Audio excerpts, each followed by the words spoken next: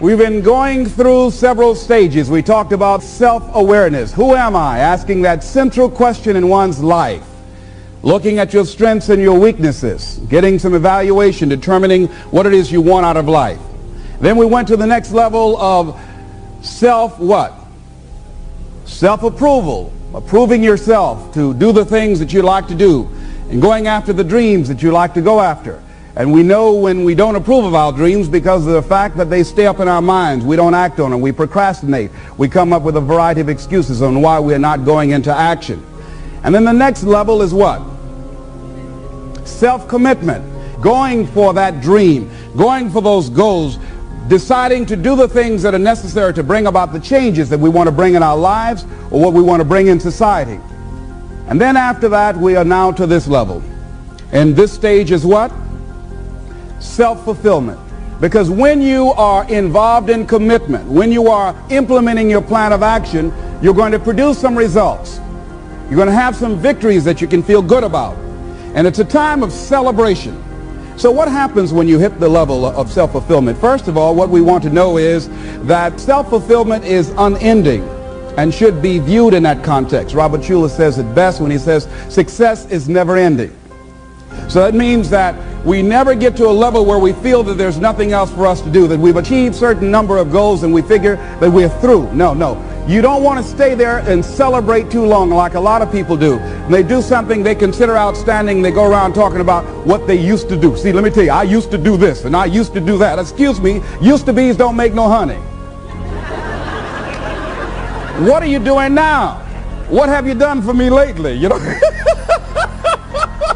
Go around telling people about what you used to do and who you used to be. What does that count for now? Nothing. What are you doing now? You're still here breathing. That means you've got some more to give. Doesn't matter how old you are. Doesn't matter about where you are. Doesn't matter about what you have. Doesn't matter about what you've done. Life is about growing. It's about being productive. It's about stretching. It's about challenging yourself. So you start looking around and decide, hey, what else do I want to do? What got me here? It's a time for celebration, but also a time for reflection. What got me here? What worked? What did not work? What do I need to do to repeat so that I can get the same kind of results in other areas of my life? If the goal is to improve my health, if the goal is to improve my relationship, if the goal is to improve my income, if the goal is to improve something in society, what is it I need to do? Now, don't get confused with what you do with who you are. Don't trip. Don't go on some type of ego trip. About talking about how bad you are. None of us do anything by ourselves. Develop an appreciation for external support as well as good fortune, because all of those things play a role. The other thing is, don't go overboard celebrating. Kipling says it best. You must meet with triumph and disaster and treat those two imposters just the same. You look at it, hey, I did it. I feel good about that. Now you're moving on to the next thing. Things did not work out the way you wanted them to work out. You didn't produce the results you wanted to produce. Hey, miss that. Win some, you lose some. Next, moving right on. Don't confuse who you are with what you do. Let's go on to the next level, looking in that particular area. You return to the area of self-assessment. You start looking at yourself and evaluating yourself. Now, what are some of the elements or the characteristics or the qualities of people who are fulfilled, who live a life of fulfillment? What are some of the things we can look at about them? I think, number one, make your mind fertile ground for the seeds of opportunity. I think if you want to experience a sense of fulfillment, you've got to have an open mind so that ideas can come in there and take root and grow. So part of beginning to have fertile ground, you know, you got to break that ground up. You got to break up that hard crust. Because if you don't, seeds will fall there and the wind can blow them away, the winds of doubt. When you're set in your mind and you refuse to grow and you're not open to new ideas, new methods, new ways of doing things, if your mind is already fixed, you become stagnant. You can't grow. You can't have a sense of fulfillment. You become extremely cynical and negative about everything. You know it all. So you want to begin to look at life and have a sense of curiosity, not know-it-all. You want to keep learning, keep growing. Realize that we had a theme. You never find out how much you know until you find out how little you know. And there are some people you can't tell anything. They have all the answers. Oh, I've already done that. Larry DeAngie was telling me, he said he was on a plane and he was observing two men talking, and the guy was reading a magazine. He looked at the guy next to him and said, would you like to read this magazine, share this magazine I have? No, I read that before. Don't like it. Don't like it. Okay. So he had a newspaper. He said, what about the USA Today? No, read that before. Don't like that either. Tried that once. Don't like that. So they served them some food, and he said, would you care to have anything I have here? Because the guy wasn't eating. No, tried that before. I don't like that. And he noticed the guy only had one child. He said,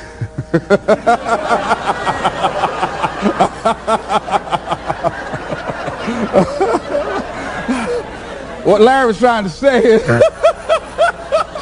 that a lot of people go through life prejudging things. How many of you don't like buttermilk? Raise your hands, please. How many of you raise your hands and never taste buttermilk, please? And I'm one of them. I just don't like the way it looks, all right? I might be missing out on something, all right? So many of us count ourselves out of things prematurely. You don't know what the possibilities are up in there. So you want to be open, you want to continue to learn, you want to continue to grow, you want to begin to know that there are unlimited ideas out here waiting for you to latch on to them. And if you don't take advantage of them when they come your way because you're so close-minded, do understand somebody else will.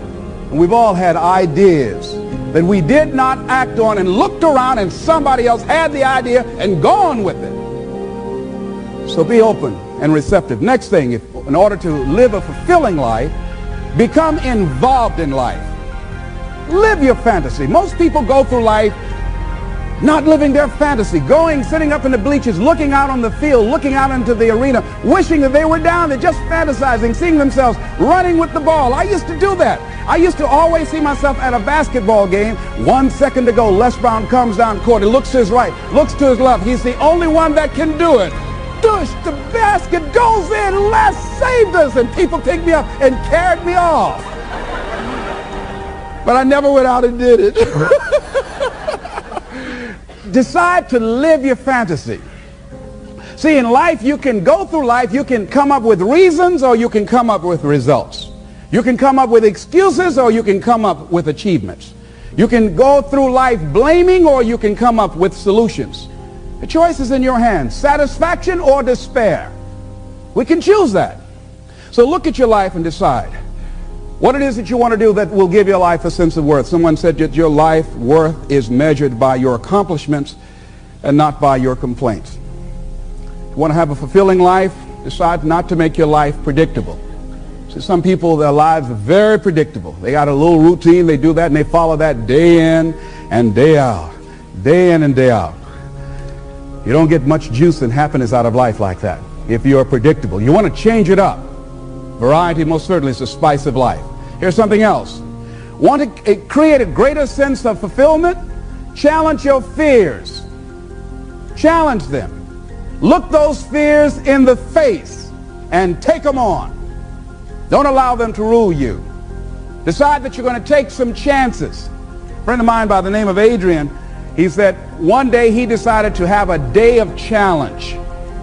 So he and a friend went to Cedar Point. So he's always been afraid of certain rides. So he said on this particular day, he said he decided that he was going to go on the most dangerous rides at Cedar Point. So they went around looking at all the rides, and so the young lady that he was with said, that's the one there. That's it. He said, why that one? He said, well, she said, I read about it in the newspaper. Said 2 people were killed last year on that. He said, yes, that's the one I want. That's the one, you know. So he got in the line and said it was a long line. Had to wait in line for about 2 hours. And Adrian said while he was in line, and as they started getting closer, he said he started doubting himself. Well, maybe I should not do this. Maybe. So she says, no, come on, get back in line. He said, no, I changed my mind. I don't want to do this. I don't have to have the most dangerous ride. He said he started visualizing himself being thrown out of this big ride, and his name on the front page of the newspaper after being splattered against a wall or something. So he just started saying, no, I don't want to do it. But his friend insisted, no, come on, Adrian. We said we were going to do it. We were going to confront our fears today. Come on, just stay in line. So he kept on. He said he was arguing with her the whole time. They got up there, and the guy said, okay, next. He said, no, I just decided to change my mind. She said, come on. She pushed him. They went there, and he got in the little seat, and they strapped him in. And as they began to move, he said, wait a minute, I want to get out. But it was too late. So they started taking him up. He says, oh, no, please, please, I got a bad heart. Let me out. And he was up there, and he was gone. He said he screamed all through that ride. His friend was laughing. Her wig came off. Before they finished, he'd lost his partial. When he got off, he was gumming it.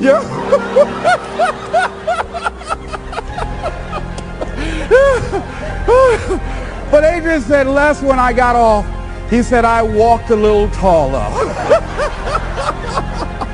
And he said he felt good inside. And one of the things he said, hey, it wasn't that bad after all.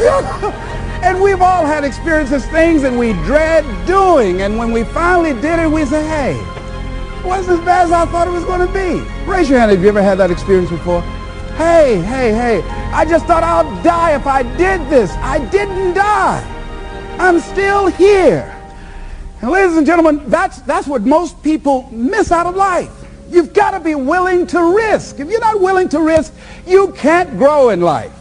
Life has no power when you're not willing to risk. Somebody wrote this and it was given to me. It said, to laugh is to risk appearing the fool. To weep is to risk appearing sentimental. To reach out for another is to risk involvement. To expose feelings is to risk exposing your true self. To place your ideas, your dreams before a crowd is to risk their loss. To love is to risk not being loved in return. To live is to risk dying. To hope is to risk despair. To try is to risk failure. But risk must be taken because the greatest hazard in life is to risk nothing. The person who risks nothing, does nothing, has nothing, is nothing. They may avoid suffering and sorrow, but they cannot learn, feel, change, grow, love, and live. Chained by their certitudes, they are a slave. They have forfeited their freedom. Only a person who risks is free. I'm reminded of a missionary who had gone to Africa to work with a certain tribe. They were called the headhunters. And there was a reporter observing him, and for a long period of time he had a limited relationship with him. They would not take him in. And he said because he was tentative and hesitant and fearful, he didn't want to risk having a relationship with him because he didn't want to mess around and have his head taken off.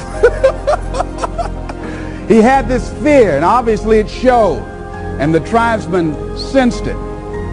So one night he was sleeping, and he made a decision because the reporter came back and saw him, and he had an incredible relationship with the tribesmen, these headhunters. The guy said, what happened?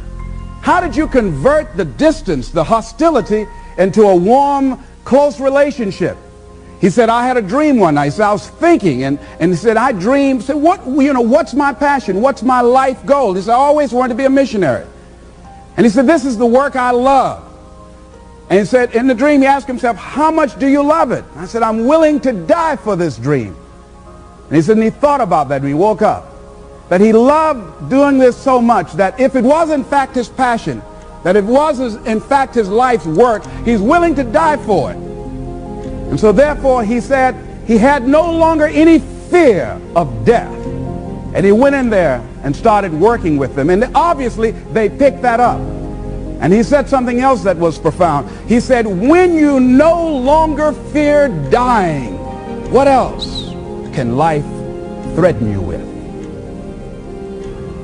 What else? See, when you are willing to risk all of it, when you're making that kind of commitment, somebody always defined commitment, I love it. So next time you have bacon and eggs, look at it, say the chicken was involved, but the pig was committed.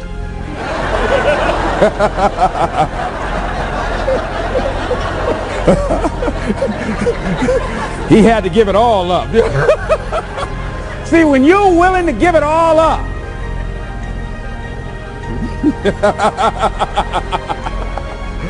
see, that's what life is. See, you've got to be willing to give it all up. When you're willing to throw it all on the line, that's when life takes on a whole new dimension. See, most people won't do that. They won't risk that. So decide to take some risks. You want to break the routine. Most people go through life following that routine, and we know that that is a living death. Going through life, playing it safe, you're like a breathing corpse. Because the only way that you can grow, you've got to risk. The only way that you can become your best, you have got to risk. You got to challenge yourself. You've got to venture into the unknown. You've got to take some chances. Got to put you on the line. So in order to have that sense of fulfillment, getting out of your comfort zone, as you get out of your comfort zone, you expand your whole life. The more you do, the more you realize you can do. You expand your capacity. You expand your potential. You expand your horizons. You expand your vision of yourself and of life. You expand your participation in life. You're involved in life more. You'll get more out of life because you're putting more into life than most people. That's why it's so important that we're willing to take some risks. I don't know exactly what to do. It's okay. You'll find out. You either learn that you're going in the right direction or the wrong direction. And from that you learn. You'll get some feedback. The universe will tell you, where do I get started? Just get started. The universe will give you immediate feedback. Don't worry. You hit your head long enough, you'll get the message. Lose enough money, you'll learn real quick. Get enough knots on your head, it'll be all right. Here's something else. Choose to be happy in spite of life's challenges. In spite of life's challenges. Life changes every day. Sometimes things will be going your way. Sometimes things work well for you. Sometimes it won't work so well. Sometimes you'll have your health, you're feeling good and energetic, have a yes I can attitude, and there's some things that can happen to you in life that can take all of that from you. All of that can go. Sometimes you might be financially secure, and a sickness, one sickness can wipe out an illness. Life always changes. But you can choose in the midst of all of this that's going on to be happy in spite of it. In the good times and in the bad times, you can make a choice. Viktor Frankl, he talks about that.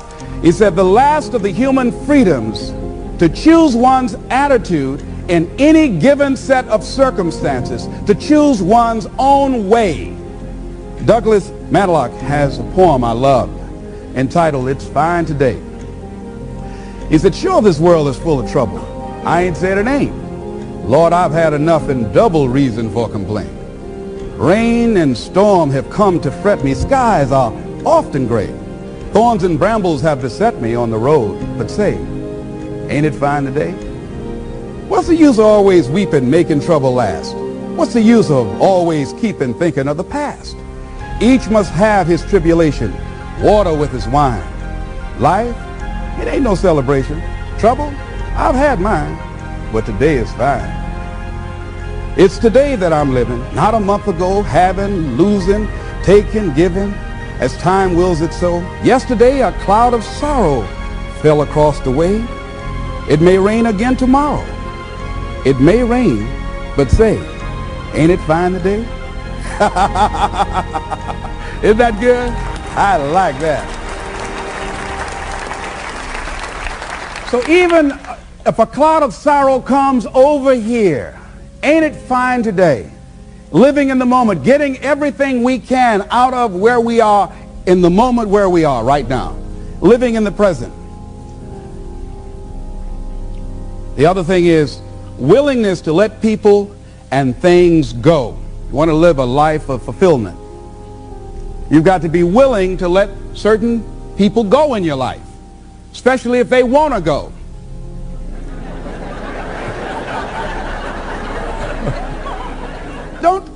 get addicted to material things.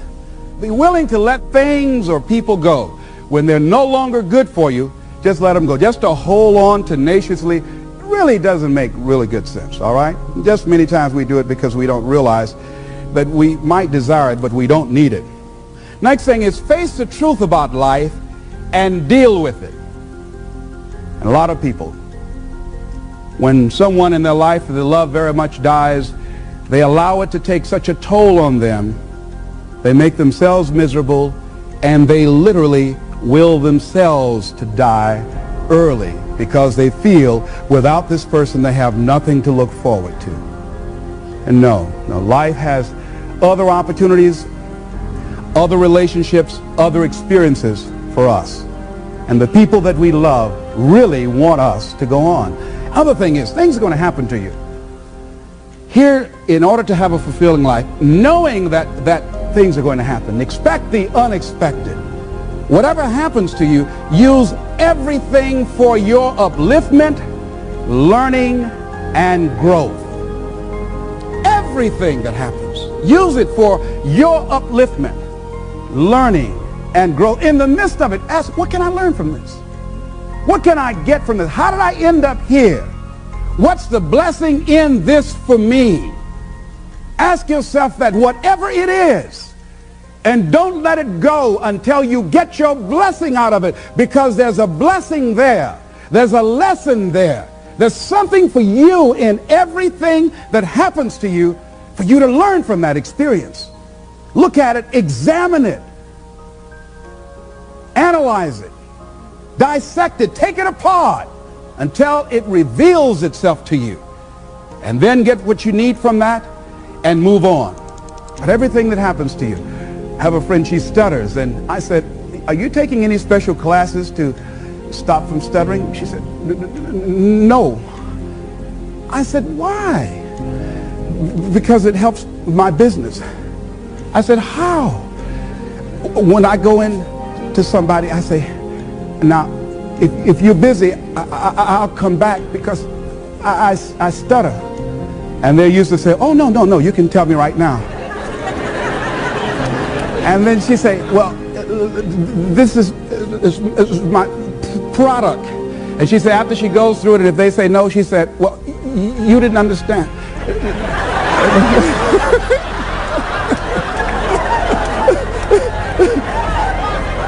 Let me tell you again. And they say, oh, no, that's all right. How much you said it is?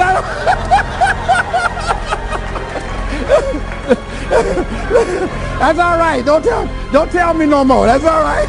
Just let me know how much I need to give you so you can get on out of here. So she's turned that stuttering to her advantage. Somebody says, if life give you lemon, write yourself a lemon cookbook. So everything. I have people say to me, hey, I really feel sorry, for you. The fact, it's a shame they labeled you educable mentally retarded. I said, it's okay. I've told this story before. AT&T, Procter & Gamble, McDonald's Corporation, Xerox, they pay a whole lot of money to head, too. What would I have to say if they hadn't done that? Whatever happens to you, turn it to your advantage. So I have now made that a blessing for me as opposed to a handicap. I would and prove them wrong by engaging in self-study and consciously working to develop myself. So now they have to ask themselves, what were we thinking about when we labeled this guy? What was going on?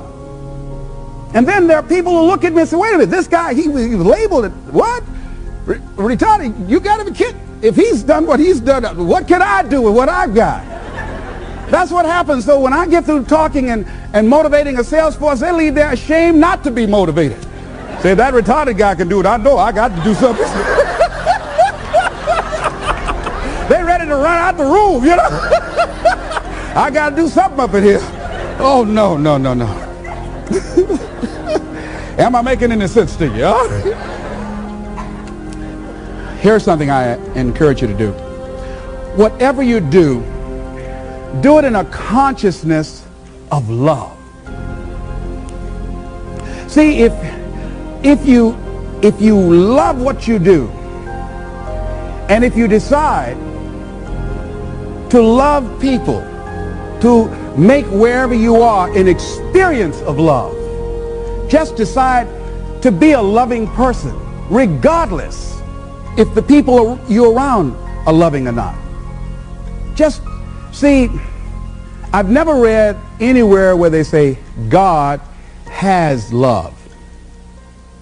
I've never read that. But how does it go? What is it? God is love. Not that God has love. Now, if we are the children of God, we are the offsprings of God, then we are what? Love. See, love is not an emotion. Love is not something you can give. You can't give love. You must be love. You've got to be a loving person. So as you operate in that consciousness, and this comes not just overnight with enlightenment or insight or just someone recommending that, but with practice. Practice and practice and practice and doing it and doing it and doing it and working consciously. How do you do that? With all of the evil things and evil people, how do you do that? Well, one of the things is we've got to practice to be non-judgmental, to suspend judgment. But if you can, in the midst of where you are, I know a gentleman by the name of Jeffrey in Chicago. When I go there to do my training, he's a quadriplegic. He used to be a bitter young man. He's involved in a car accident and is paralyzed. Cannot move his neck. Quadriplegic, complete. Used to be very bitter, very angry. He decided to become a loving person as a result of Jeffrey's decision. Jeffrey's life has taken a dramatic turn. He is now an inspiration and a blessing to other people. There are people who say, wait a minute. And I know one guy in particular who's always a cynical, negative guy, and I introduced him to Jeffrey. He said, if this guy could be pleasant and loving and have a smile on his face, how can I worry about this little stuff I'm worried about? How can I allow life to get next to me? How can I talk about being depressed when I can get up and move around and walk around? And Jeffrey can't do that, and he's confined to this wheelchair. Jeffrey has decided in a spirit of love to make his life a blessing to other people. He's going back to school. He writes with a pencil in his mouth. He is determined. Sometimes he becomes a little frustrated. Sometimes he does get a little depressed, but he doesn't allow it to keep him there. He's a loving spirit. You can feel it in his consciousness, just being around him. You can look at him and feel good inside. He's an inspiration to the people that come in contact with his life. That's a decision that he has made. And I feel that we can all make that decision